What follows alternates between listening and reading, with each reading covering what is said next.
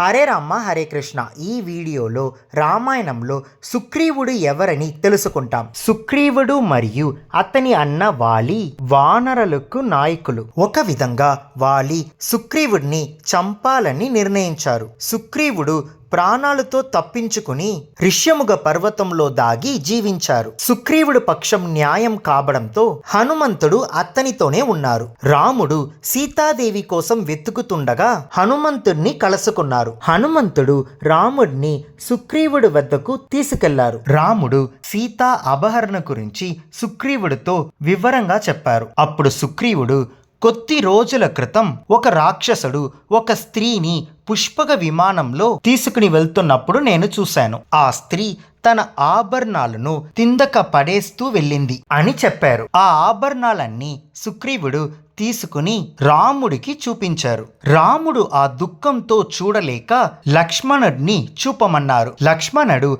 అన్ని ఆభరణాలు చూసినా గుర్తించలేకపోయారు. చివరికి పాద నూపురాన్ని చూసి అది తన వదినదని చెప్పారు. సుగ్రీవుడు ఎలా గుర్తించావని అడగగా లక్ష్మణుడు, నేను ఆమె పాదాలనే చూశాను అని చెప్పారు. దాంతో సుగ్రీవుడు అది సీతాదేవిది అని గ్రహించి రాముడికి సహాయం చేస్తారని మాట ఇచ్చారు. తర్వాత రాముడు సుగ్రీవుడు కుటుంబం గురించి తెలుసుకుని వాలి తన సుగ్రీవుడు భార్యను తీసుకెళ్లాడని తెలుసుకున్నారు. రాముడు ముందుగా వాలిని ఓలించి సుగ్రీవుడు భార్యను తిరిగి తీసుకుని రావాలని నిర్ణయించారు. రాముడికి సహాయం చేయడానికి సిద్ధంగా ఉన్నందుకు మన ఈసీజీ కార్డ్స్లో సుగ్రీవుడికి పాజిటివ్ సింబల్ ఇచ్చినాము. ఇంకా సుగ్రీవుడి గురించి ఎక్కువ తెలుసుకోవాలంటే ఈ వీడియో డిస్క్రిప్షన్లో ఉండే లింక్ని తప్పకుండా చూడండి. హరే రామ హరే కృష్ణ.